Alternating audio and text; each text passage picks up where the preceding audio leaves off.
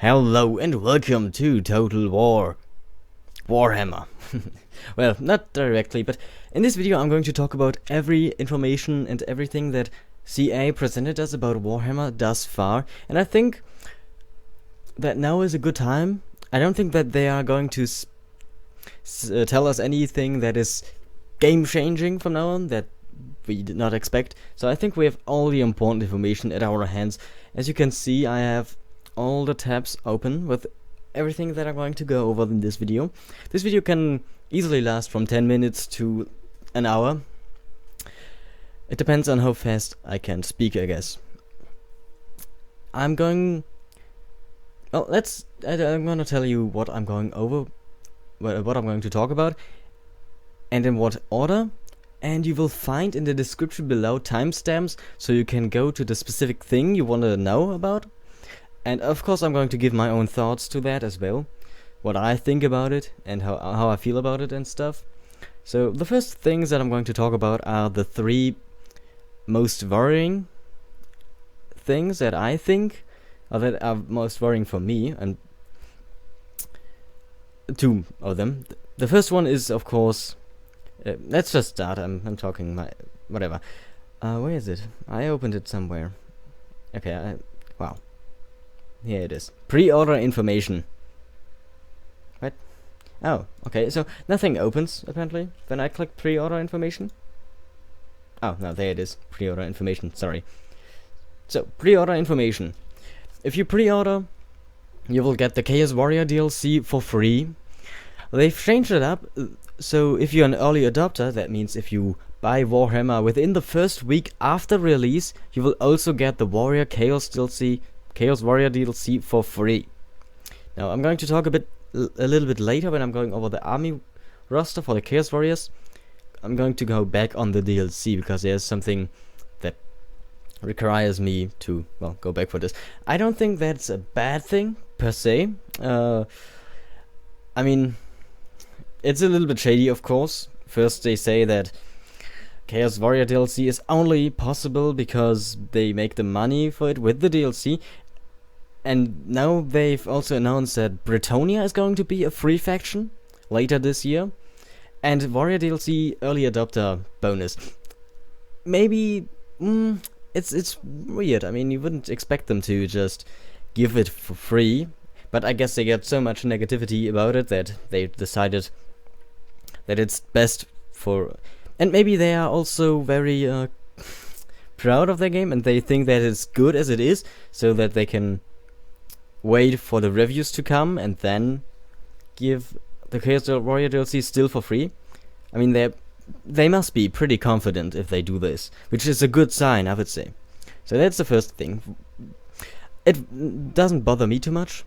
I mean, I know many people are very upset about the pre-order DLC, but I've pre-ordered like 2 months ago, 3 months from now on I think it is, and you know, I would have bought it anyway.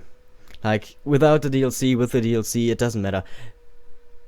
And probably I wouldn't have even gotten the DLC. I don't really intend on playing the Chaos Warrior because I don't like the Horde style. So without the pre-order DLC, I would have probably never gotten this DLC. Just saying that. So it's a win-win situation for me. I get the game for the same price as everyone else, but also get the Chaos Warrior DLC. So that's the first thing. Let's close this now. Here I have 2 screenshots of the most worrying thing. Oh, well, not actually one of the most worrying things. There are actually 2 things that worry me equally much. Sieges. We can see here this is one wall. I've taken these screenshots myself from videos that were presented for us by CA from their channel. I just stole them. I think that falls under free use, fair use, anyway. So here we have one wall that is protecting the settlement.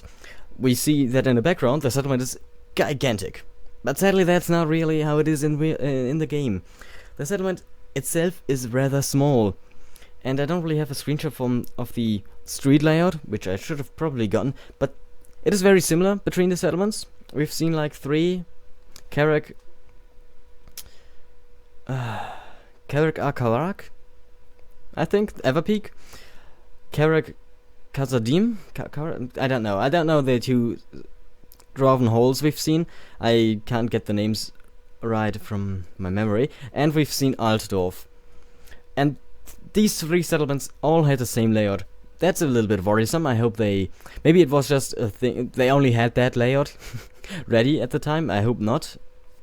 Or I hope so, because that means they hopefully have more layouts for more settlements. It would be a very big shame if the sieges were, well, tedious and boring and repetitive. Well, not tedious, but, repetitive. Because sieges are the lifeblood of Total War, I would say. They are what makes Total War so good.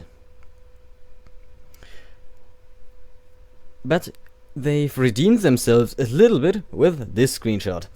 The Bretonnia versus Vampire Count siege. Here we see the settlement still is rather small. It looks beautiful, by the way. I mean, the background is fantastic, but I'm not fighting on the background, so I don't really need it. But here we see the wall actually has, well, there are basically two walls, with a corner. That's a step in the right direction, I would say. It's definitely better than just one straight wall. It gives you a little bit more tactical possibilities, but still it's not that much. Not sure what to say about that. It's worrisome. I hope they get their stuff together and actually get more diverse settlements and also better wall layouts than just a straight wall and a wall with a corner in it. While being on the topic of sieges, I want to talk about the AI. We haven't seen really much about the campaign AI, so I'm just going to talk about the siege AI. We have seen a little bit about the battle AI. It seemed fine, nothing special there.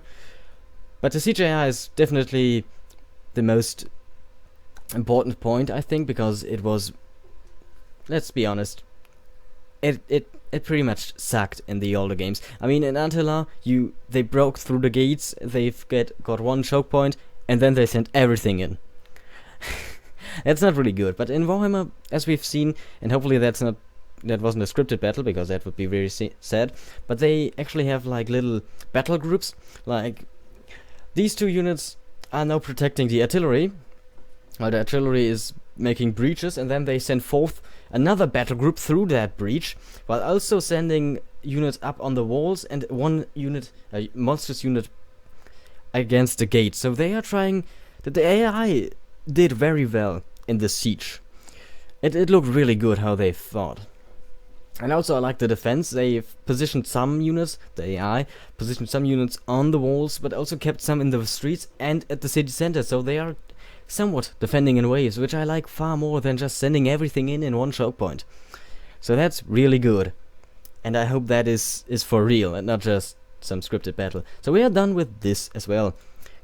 Here we come to the third thing, the fourth actually, which is regional occupation. The second very worrisome thing that I think is going to hinder the gameplay a lot. Regional occupation means that some factions just can't occupy certain territories. For example, a dwarf cannot... Actually, I don't know if that's true, but I think a dwarf cannot occupy a human settlement. I'm not sure if that is true, but I know for sure that a human cannot occupy a Karag, which makes absolutely no sense. Okay, the Karag may be under a mountain, but why wouldn't a human... I mean, we've lived in caves before. I think the humans, if there were gold to have, then they would certainly take a Karag. I think in Warhammer they explain it with a lore reason that it never happened in Warhammer, and they would just never fight. But if you're in a war against the humans already, then why not conquer their territories, and vice versa? It probably never happened in Warhammer because the dwarves are, first of all, they are fantastic at defending their Karags. And the second thing is, the humans are probably, they've probably never conquered a Karag.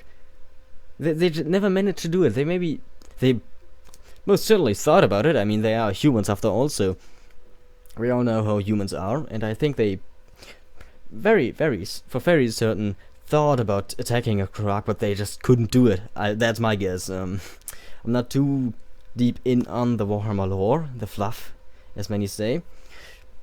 But yeah, I think that the regional occupation is going to be it's not going to be fun. I think that's going to hamper the gameplay and the fun a lot. I mean, why bother attacking someone if you can't conquer their territories? It also means that, for example, the dwarves are forever... Well, actually, I don't know if the dwarves have this... this ability to attack human settlements. But the Empire is just... everyone can't conquer anything in Norska, for example, which is this territory up here, which is also weird. I mean, Norska is basically Scandinavia. It's a little bit more harsh, but people still live there.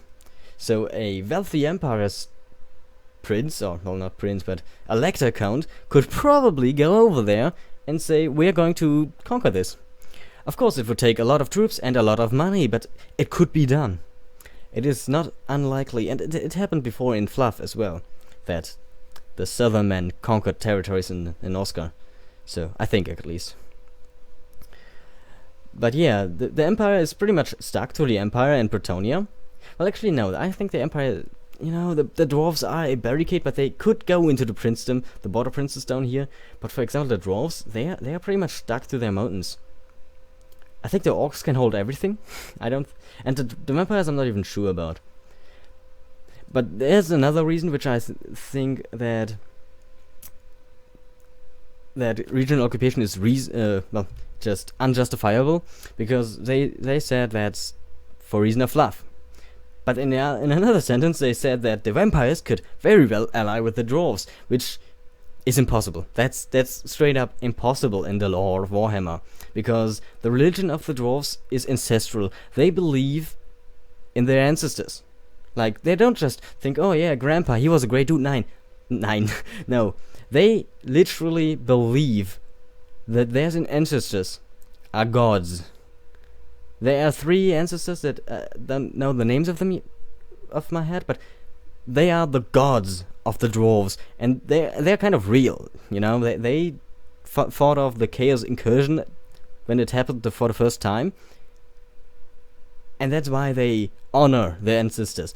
And they could never, not even a little bit, ally themselves with undead. That is so disrespectful to everything they believe in. It's just impossible that they could accept that. They fear them because, well, you know, they are undead and they are kind of trampling the faith of the dwarves. But yeah, that's just impossible. That should not be an option if you go on the fluff. But of course, you don't want to hinder the gameplay. But why do the regional occupation then? It makes no sense. I hope they change it. They're probably not gonna do it. I kind of see Games Workshop being behind this idea, and not CA or Sega, but who knows. Anyway, my ramble about this is done. It's just something I don't really like, and I hope it changes very soon. The next thing I'm going over is the minor factions and the positioning of the factions themselves. So the factions are not, or they are divided, which is, you know, they are at this state in the lore they are united, all of them, pretty much. But for gameplay reasons they are not, which makes sense. But then again, why do the regional occupation if you can just split them up like this? I mean, the emperor himself is not controlling the whole of the empire, and he actually has to conquer the princedoms, the elector counts. That makes no sense. But okay, I accept it, because otherwise the gameplay would be pretty boring. But here we have the empire. It is starting in Altdorf in Reichland, with just one province. Makes sense that the most wealthy province, or elector count, and the emperor himself would just start in Altdorf, even though he's controlling the whole of Reichland, which is pretty much this. Like, not only this is Reichland, but he's also, I think, controlling Wissenland, but I'm not sure about that. But he's at least controlling Reichland, and Reichland is the most influential and rich province of them all, pretty much. Then we have Wissenland, Telebeckland, Stirland, Ostland, Ostermark, Nordland, Middenland, Marienburg, Hochland, or Hochland, and Averland. Those are the Empire elect accounts. These guys decide who's the next emperor, and they've also elected Karl Franz. So I'm not sure why they are independent or not under his rule, like puppet states or something like that. Maybe tributaries, but apparently they're all free. Then we have the Empire Secessionists, which are, well, the first rebel faction that is ruling the rest of Reichland. That makes gameplay reason sense. So the emperor himself has a early enemy. It's just we've seen it before in Shogun, where there was like a small rebel stack. We've seen it in other Total Wars. I don't think actually was that a mechanic in Rome and Rome 2 and Attila. I don't think so, but we've seen it definitely before with these small rebels at the beginning. Then we have the Greenskins. They're just everywhere. I mean, the Empire, of course, is focused on this area. Then we have the Greenskins. They are just everywhere. Like, they are down here in the Badlands. They are up here in the mountains. They are back here and here. They're just everywhere, basically. The Dwarves, well, what can we say about them? They start in the mountains. Of course, the Greenskins you can only play as, I'm not even sure whom. I guess just the Greenskins, this guy and Death Pass. Apparently they are just called the Greenskins, the leading faction. And he has to, I don't even know what's going on in his faction. I mean, the other ones are trying, at least the Empire and the Dwarves are trying to unite their races. I'm not sure what's going on with the Greenskins, because they are not not known for their unity, or their lasting unity at least, which is good. Otherwise the Warhammer world would be laying in ruins. Yeah, but they are just everywhere, and you start down here as the Greenskins. Now before I go on talking about the rest of the starting positions, what worries me a little bit is why do the other legendary lords also start in their current starting position? I mean, I can understand why Karl Franz, the emperor, starts in his, well, hometown, Reichland, Altdorf. But why does Balthasar Gent start there? Or why does the Slayer King, whatever his name is, starts in Karaz, and not in the other province? I should have looked up the names, but yeah, why does he? I know he's Slayer Keep. I'm just gonna use their English names, like Everpeak down here. The High King starts there, makes sense. But in the Slayer Keep, why does the Slayer King do not start here, and instead he's going to start in Everpeak as well? Makes no sense. But okay, I think at least that seems like how it is. Not sure. Hopefully it is not like that, because that makes no sense. But yeah, the Dwarves are mostly focused around the World Edge Mountains, which is like this region down here. Then we have some down here and up here. And there's also this small Dwarven faction of Krakadrag up north, very close to the Chaos Wastes, and also the Norskins and Kislev. Then we have the Vampire Counts. They are probably the smallest main faction there is, with only being, well, the Vampire Counts with Manfred as their leader. Then we have Tempelhof, it's a small province down here. We have Schwarzhafen, another small province down here, and Mousillon, which is over here in Bretonnia. That's it for the Vampire Counts. Bretonnia, as we all know, is the free LC faction that we are going to get at some point later this year.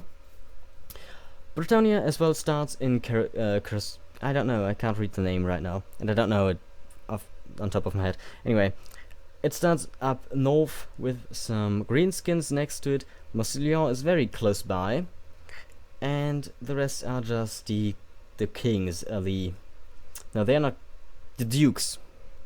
He's the king, and the other ones, they have a king's status in their province, but they are called dukes. Anyway, they're also mostly Grail Knights. Then we have the minor factions that we don't know much about.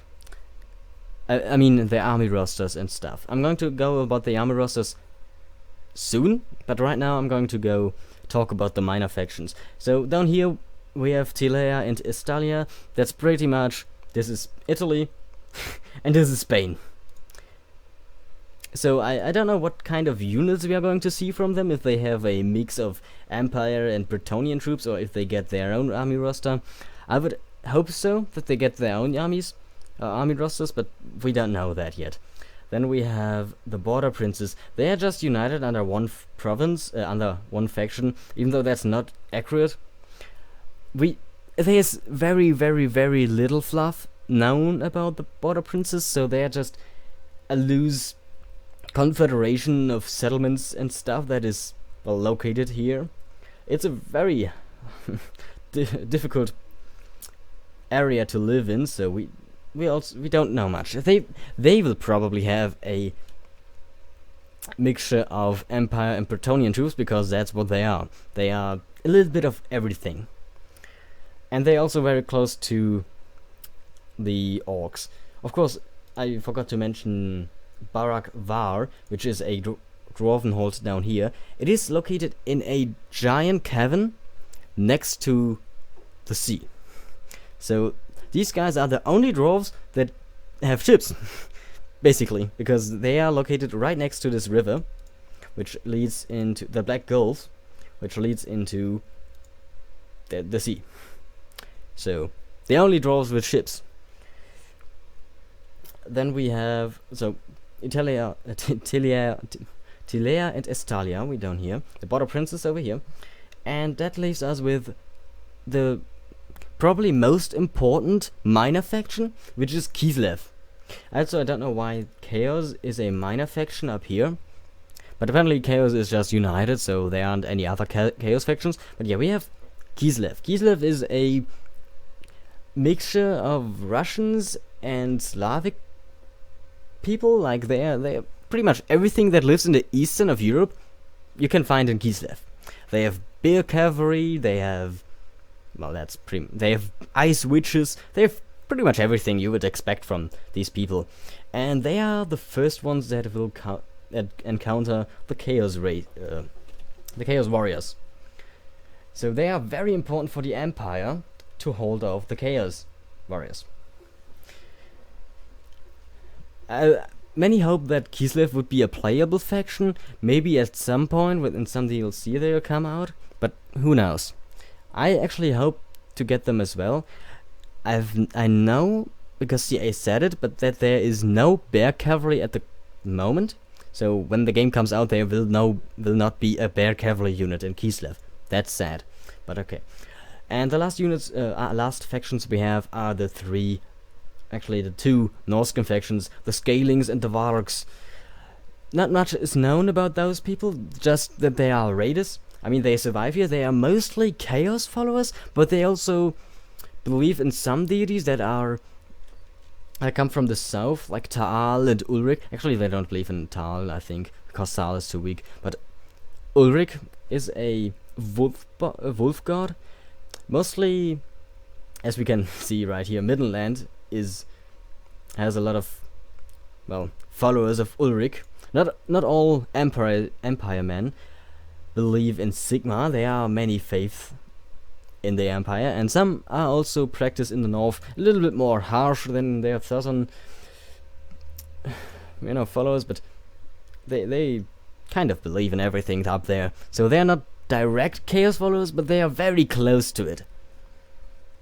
And that's pretty much everything we know about the world as it is. It looks very small, I have to say, especially with the regional occupation limit.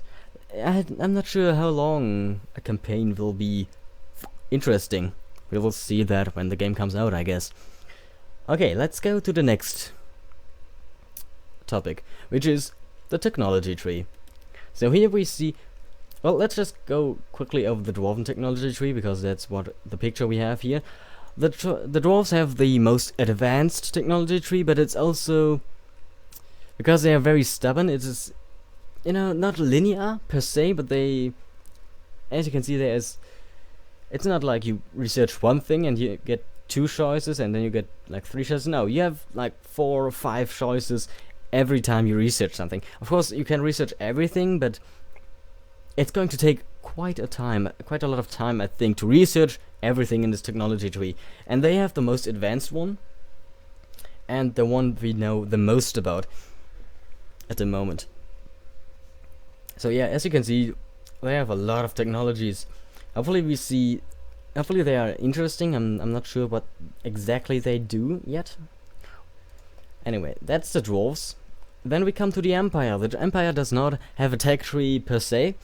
I had a picture of that open, but then my browser closed sadly, and I had to reopen everything. But yeah, the Empire, their tech tree is bound to their building chains. So you have to get a building, and then you will unlock, or you can unlock, new technologies. So that's very interesting. I think they're not just researching something like the dwarves, they're just building their stuff and getting researches from of it. That's interesting. The Greenskins, we don't really know what's up there. It's just, I don't know. It says here that it's just about slaughter and battle and stuff, fighting, war and slaughter. So we don't know much about that. The Chaos one sounds very interesting. We don't know much about that as well, but basically what they tell us here is you have to gain favor for the Chaos Gods, and they will gift you technologies. That sounds really cool, and I hope they implement that very well. Then we have the Vampire Counts. We don't know much about them either, but they say here that they have 4 tomes of necromancy, 4 cursed tomes of great power, and the necromancers' underlings toil endlessly in forbidden libraries to decipher the unholy secrets contained therein. So what that means is they probably have like 4 tomes. I think they were written by Nagash, who kind of invented the vampires and undead. He was a dude back there who waged war against the Empire and Sigma, and you know, if you don't know who he is, you should read on the fluff. I'm not going to go deep on that. And yeah, he wrote those, and he's the father of vampires. So I guess everything that is known about necromancy is inside of those 4 tomes. So that's interesting. But yeah, we don't know much about the technology yet. Then we have the rosters. That is something that interests me a lot. And here we will have... This is going to be a very personal opinion here, because it's just how I play my games mostly. So, the army roster of the Empire. I don't care about the legendary lords and all that stuff. Just one thing I'm going to say about the Empire is like the steam tank.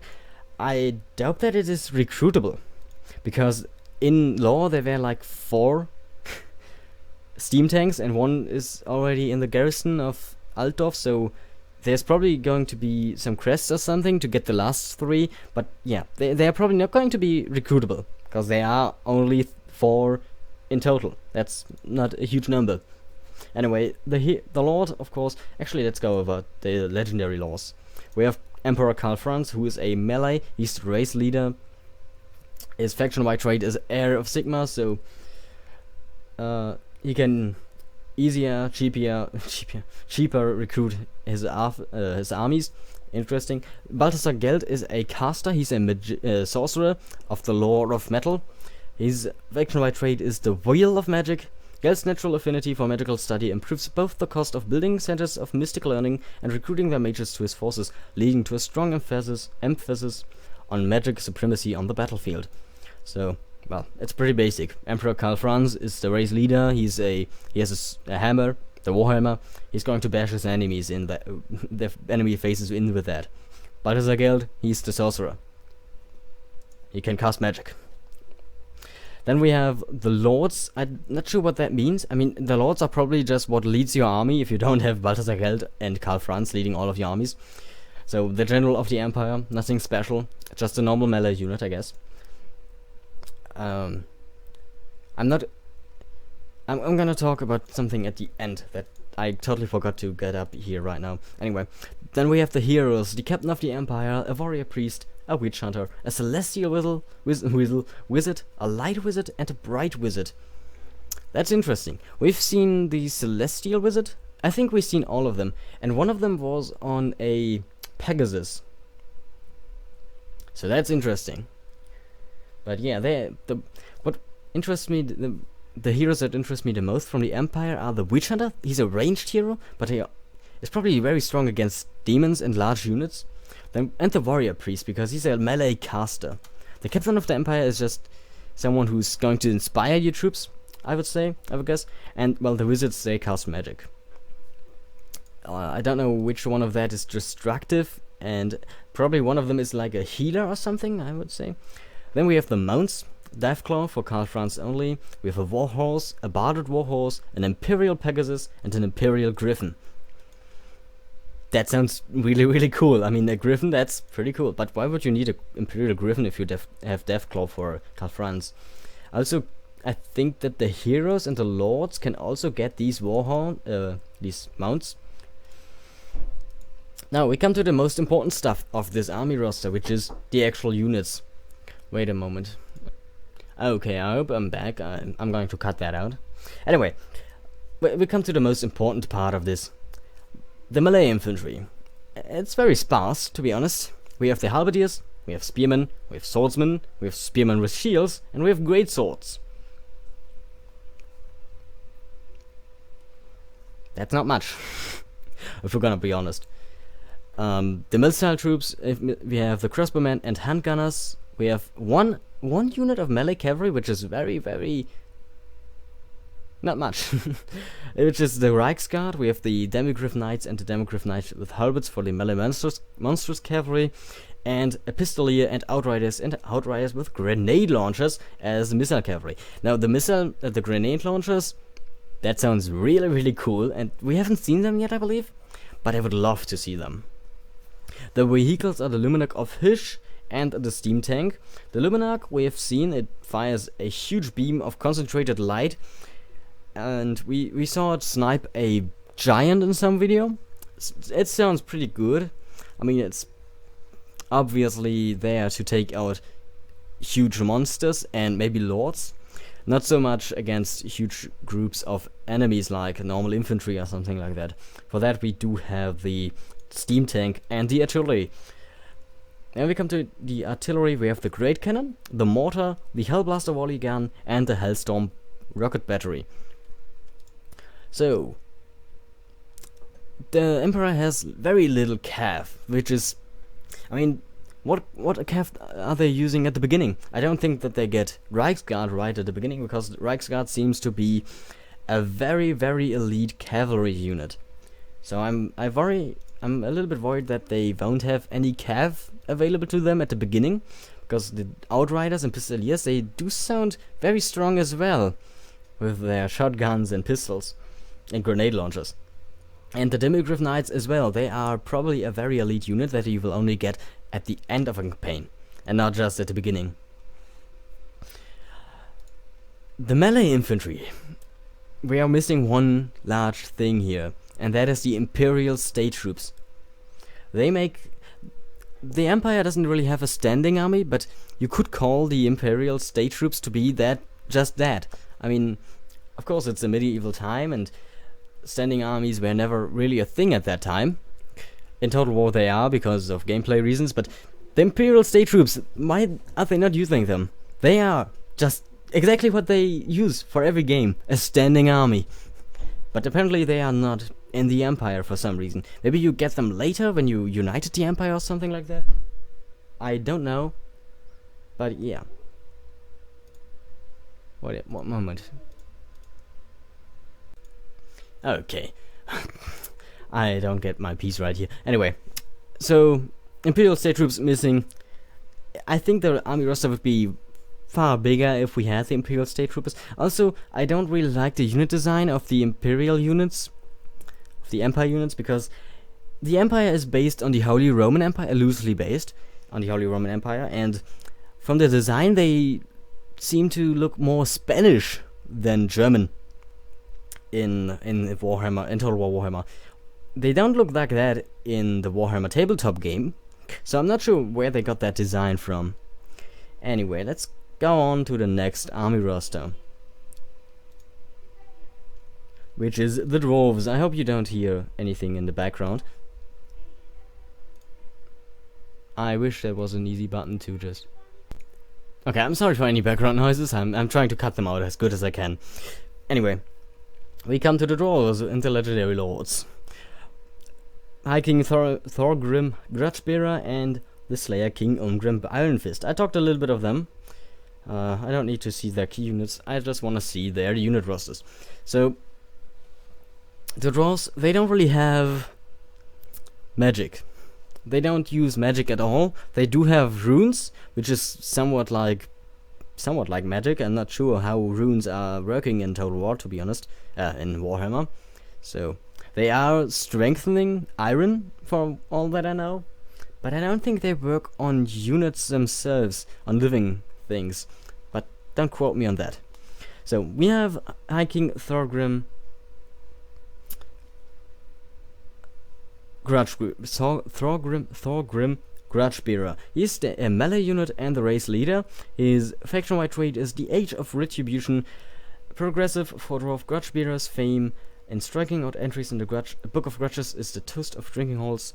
The length of the world's at motions is the toast of drinking halls. The length of the As a result, his armies are easier to fill with eager dwarven warriors of all types. So I guess he just can recruit more units, like they're cheaper. Maybe he gets additional recruitment slots in his armies. I don't know. Ungrim Iron Fist. He's a melee unit. He is the Slayer King. His faction-wide trait is Oathbound. Ungrim's tireless search for the ultimate foe inspires other slayers to join him in his quest for glorious death, making vast units of them easier to recruit and maintain. So I guess slayer units are easier to recruit. No, that's what they say here, but they have lower maintenance, and maybe you can recruit more of them. What I think they mean with that is that units are limited. You can't just go and recruit, like, I want an army of slayers. Now, I think that you have per settlement, maybe like in medieval Total War, you could only recruit one unit of that every 20 turns or something like that. I think that system is in play here. At least it sounds like that. And I do like that. I never really understood how we could just get massive infantry, elite infantry out of nowhere. Like, we just lost one of our best armies. Well, no problem, man. Just recruiting another elite army over there. Everything is fine. So we have the lords. It's just called lord. Of course, this lord is in you know, it's me. They thought of me when naming the lord of the dwarves. So that's why they call them lord. I thank CA for that. It's an honor, but you know. The heroes are Master Engineer, Thane, and Runesmith. The Master Engineer is ranged. The Thane is melee. We don't know anything about the Runesmith. The Mounts is the Throne of Power, which is only for Thorgrim. And you will notice something here very quickly. So, they have a lot of melee infantry. The Dwarf Warriors with great weapons, Hammerers, Iron Breakers, Longbeards with great weapons, Miners, and Miners with blasting charges, and Slayers. For the missile infantry, they have Crawlers with great axes. Not sure why you would need a great axe as a crawler, but okay. A Thunderer, and Iron Drakes with Thrall Hammer torpedoes. For the vehicles, we have a Gyrocopter with a steam gun, and a Gyrocopter with a brimstone gun, and just an ordinary gyro bomber. The artillery consists of a cannon, a flame cannon, a grudge thrower, and an organ gun. Sounds amazing so far, but you will notice the dwarves do not have cavalry. That is their downside. Now, we've seen the dwarves in action against the chaos, and I have to say I'm a little bit worried about their capabilities, because the artillery seemed to be underwhelmingly weak. It didn't seem to kill a lot of enemies when he just marched uphill. In the video, he marched uphill against the Dwarven defensive line, and they couldn't hold. They barely killed any of his men while he marched up there with the artillery, so that's worrisome. I hope they adjust it a little bit. Of course, balancing is not yet done, and at least I hope so. And maybe the dwarves are a little bit better, because they should excel at defending. Like, that's exactly what they should excel in, and what they do best is defending. They're not that good in attacking because they're slow, and they don't really have any cavalry. But defending, that's exactly what they're there for. So, the dwarves are also the faction that I'm probably going to play. I'm not sure about that yet. Also, Where's the Slayer? Oh no, the Slayers I haven't taught. No, I talked about the Slayers, I believe. Anyway, let's go to the Greenskin roster. I don't know much about the Greenskin roster yet because I haven't looked at it, but we will see the legendary wards first. Where they are? Where are they? Excuse me. The legendary wards are Grimgor Ironhide. He's a melee unit and the race leader. His faction-wide trait is the Harbinger of Gork. Battle-hungry greenskins itch to get into Grimgor's ranks, more so as tales of his conquest spreads. As a result, Grimgor finds it easier and cheaper to recruit for and build the massed hordes he need for his war. And Azak the Slaughterer. He's a melee, and his faction trait is the Evil Crown. Azak's affinity with dark sorcery can be sensed by all whom come into his presence. For this reason, fostering relations with the undead is much easier for him. Okay, so that's interesting. Azak the Slaughterer apparently has a opinion bonus with the vampires. That is very interesting indeed. So, I don't know much about Azak. I know Grimgor Ironhide is like a huge orc, and when I say huge, he is huge. He's like... I've heard tells about him. He is like as tall as a small building. So yeah, he is huge for an orc, and that's why everyone follows him. But they are both melee. I think Azak the Slaughterer is a mage, or becomes a mage during the campaign. But as the lords, they do have two. Goblin Great Shaman. He is a caster of the Little Walk. And an Orc Warboss. For the heroes, they have Goblin Big Boss, a Night Goblin Shaman, and an Orc Shaman. Both of... well, the Goblin Shaman is of the Little War, and the Orc Shaman is of the Big War. The Law of the Big War. They have a lot of mounts. The Skull Muncher, he's a unique wyvern for Azak the Slaughterer. They have a Giant Wolf. Sounds good. Sounds really awesome. They have a giant spider, which sounds even better. They have a war boar. Cool as hell. They have a wolf chariot. They have a war boar chariot and a wyvern. What? These mounts sound incredibly cool. So the greenskins have a lot of cool options for mounts. Not unlike the Empire, for example. So I can close this now. For melee infantry, they don't have that strong infantry. I mean, some goblins, night goblins. The night goblin fanatics, you should look out for them because I think they are very, very strong. The orc boys, the savage orcs are also very strong. The biggins, a good unit. The savage orc biggins, you should not mess with them. And the black orcs are like the elite of orcs. Best armor, best skill. They are gonna crush you. For missile infantry, they have some goblin archers, some Night Goblin Archers, some Orcs Era Boys, and some Savage Orc Era Boys. They have only one melee monstrous infantry, Trolls. Remember, the dwarves do not have any kind of monstrous infantry or monstrous monsters, anything. For melee monsters, they have the Arachnarok Spider and a Giant. We've seen both of them. They seem devastating in combat, especially the Arachnarok. It seems like it's like an elephant, basically, with a lot of goblins on its back. For melee cavalry, the orcs actually have a pretty large cavalry choice here. Forest Goblin Spider Riders, Goblin Wolf Riders, Orc Boy Boys, Savage Orc Boar Boys, and some Orc Boy Biggins, and Savage Orc Boy Biggins. For missile cavalry, which is also incredible that they have a very diverse roster, the greenskins, I have to say. They have some Forest Goblin Spider Riders and some Goblin Wolf Riders.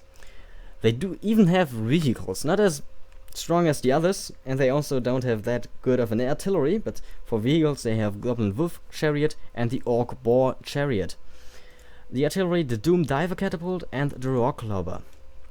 So they actually have probably one of the most diverse rosters available to any starting faction, which is incredible. I wouldn't have expected the greenskins to be the most diverse, but apparently if you really want to play around with lots of different units, you gotta play the greenskins.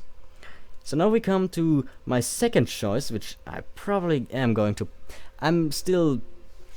Undecisive if I'm going to play as the dwarves or as the vampire counts.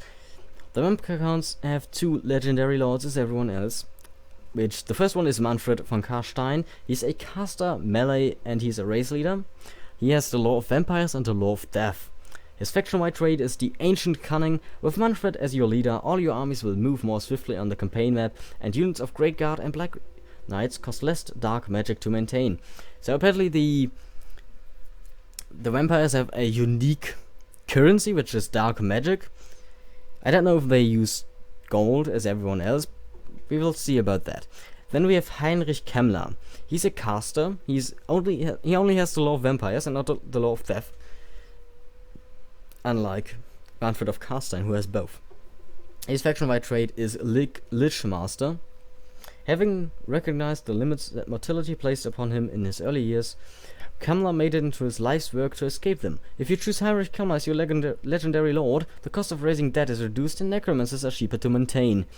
So, they also have 2 lords, the Master Necromancer, he's a caster, of course, Law of Vampires, and a Vampire Lord. He's a hybrid between melee and caster, also Vampire Law of Vampires. For heroes, they have the Banshee, a Necromancer, a Vampire, and a White King. You know, nothing too special here. Actually, the White King interests me the most because I don't really know what he's going to be. I mean, why 4 heroes? Now that I think about it. I mean, they also act as agents, but I'm not sure what the 4th one is for. I know that the Empire has a couple as well. I don't actually think I've went over the heroes for the dwarves now that I remember. Now that I think about it. Anyway, for mounts they have a zombie dragon. That's pretty cool. I mean, dragons are cool, and the dragons are awesome. A skeletal steed, a barded skeletal steed, a held steed, a nightmare. Ha ha ha ha ha. Ah, that's sad. And a barded nightmare. For melee infantry, they have skeleton warriors, skeleton spearmen, zombies, graveguard with great weapons, crypt ghouls, cairn waves, and that's it. Not that much diversity in their melee units, especially like they only have, what, 2 units that really can't do anything. Like, the graveguard is probably the strongest unit. Not sure what the cairn waves are and the crypt ghouls, but the strongest unit is probably the graveguard here. For melee monstrous infantry, they have crypt horrors. For melee monstrous infantry flying, they have the wargeists. Melee cavalry, black knights and black knights with lances, and the hex wraith. We haven't seen them yet, I don't believe. For vehicles, they have the black coach. Melee war beasts, they have direwolves. Melee war beasts flying, they have fellbats. Melee monsters, they have wargeists, wargurus. And melee monsters flying, they have terror guys. So they have a lot of monsters available to them, but they don't have any archers or anything range, which also I don't really get, because why can't you give a skeleton a bow? Anyway. But they should probably be very resistant to archer fire or anything missile related, because, well, have you ever tried to shoot a skeleton with with a bow and arrow, or, you know, with a gun? It does not work out that well for you. Yeah, so they have to move fast, and which is kind of weird because they do rely a lot on zombies, which are pretty slow. So I wouldn't recommend getting too many zombie units in your army roster if you decide to play as the vampire counts, because you need to rush the enemy at all times, and zombies are not really made for that. You should probably stick to skeletons, graveguards, and cavalry. Lots and lots of cavalry. And also they don't have any artillery, so it's going to be hard for them to conquer anything or besiege. It's always going to end on the walls in a siege battle against the vampire counts, or as the vampire counts. And last but not least, we come to the Chaos Warrior army roster. Now that's why I wanted to keep up this, which I did not, but anyway. Because, first of all, we have 3 legendary lords. Yeah, we have 3 legendary lords. The first one is Achon, the Everchosen. He's a caster, melee, He is the race leader and he casts Law of Fire. His faction-wide trait is Ever Chosen. With Archon heading your invasion, not only will you be able to move further on the campaign map, you find it much easier to recruit Chaos Warriors and Chosen. The second is Prince Sigvald the Magnificent. He's a melee unit. His faction-wide trait is Scion of Slanesh. Sigvald's inflated sense of self-worth emanates to those around him, increasing the chaos corruption he causes and giving him leadership bonuses versus human enemies. Okay, and now that's special. This is the only faction that has that yet. A third legendary lord, which is Kolic Suneater. Also, you know, it's kind of good to see that these guys. It's weird to see that these guys have 3 legendary lords because they are a DLC faction, but at least they put some effort in this DLC, so even though it's kind of cheap, that apparently the DLC contains more than the base game, whatever. His faction-wide trait is the Herald of the Tempest. Kolic is a mighty force to behold, even to other Dragon Ogres of his kind. As such, both Dragon Ogres and Dragon Ogre Shaggoths have reduced upkeep when playing as Kolic. So apparently Dragon Ogres, they are very, very expensive to upkeep, to maintain, and Kolic Suneater makes that a little bit easier. They do have 2 lords, and here we come to a thing that I wanted to talk about. You see this little star right here? Kolic Suneater has that, for example, and Prince Sigvald the Magnificent has that, and a couple of units down here. And this is the reason. These units are exclusive to the Chaos Warriors Grace Pack and will not appear in the Grace game if you do not have the DLC. So if you want these other lords in your game, then you will have to buy the DLC. Of course, you can not play as the Chaos without the DLC, but you also will encounter a very limited enemy Chaos roster, as we will see when I go over the roster here. So, for example, they now have 2 lords. The Chaos Sorcerer Lord, he's a caster, Law of Death and Metal of Fire. They do have the most laws out of any of the factions, but he will not appear in the game if you don't own the DLC. So then we have the Chaos Lord. He's a melee. He will appear in the game without the DLC. For heroes, they only have 2, which is the Chaos Sorcerer. He's a caster of Law of Death, Metal or Fire. An Exalted Hero. He's a melee hero. Only 2 heroes, which is interesting because everyone else has far more heroes. They have a lot of cool mounts, but again, they will only appear, some of them, or 2 of them, will only appear if you have the DLC, the Manticore and the Chaos Dragon. Without the DLC, you will encounter Dorgar, Archon's Warhorse, Chaos Steeds, and Barded Chaos Steeds. So no Chaos Dragons or Manticores for you if you don't own the DLC. The coming to the melee infantry, we have Chaos Marauders with great weapons, Chaos Warriors with great weapons that will not appear in the base game without the DLC. We have Chaos Warriors with halberds, we have Chosens with great weapons, and Chosen with halberds and Forsaken. The last 2 units are also not going to appear in the game without the DLC. So, first of all, apparently they only have like 2. They have literally 3 different melee units. That's a little bit not much. That's a little bit too few, I would say. I mean, the Chaos Marauders, the Chaos Warriors, and the Chosen, and Forsaken. But I'm not sure about that. So okay, they have 4 melee units, but that's still not that much. I mean that they have a diversity in weapons, I like that a lot. That actually makes it far better than just having like 4 units. And they probably thought that to themselves as well. That's why they got them. They do have a cool amount, or a good amount of melee infantry, melee monstrous infantry. Again, without the DLC, you will only encounter Chaos Spawn and Chaos Trolls. With the DLC, and not playing as the Chaos Warriors, you will also encounter Dragon Ogres and Chaos Trolls armored. Interesting. I never wanna meet a Chaos Troll that is armored. Then again, I don't really want meet an unarmored Chaos Troll as well, so. For melee war beasts, they have the Chaos Warhorns and the Chaos Warhorns Poison. The melee monsters are a Dragon Ogre Shaggoth, which only appears with the DLC, and a Chaos Giant. For melee cavalry, they have Chaos Knights and Chaos Knights Lances. The missile cavalry consists of Marauder Horsemen and Marauder Horsemen with throwing axes. Sounds really cool. especially the throwing axes. I expect that the Marauder Horsemen are a javelin unit, so I'm not sure what the axes can do what the spears cannot, but we will see that in game. For vehicles, they have the Chaos Chariot and the Gore Beast Chariot. The Gore Beast one is also not going to appear in the game without the DLC.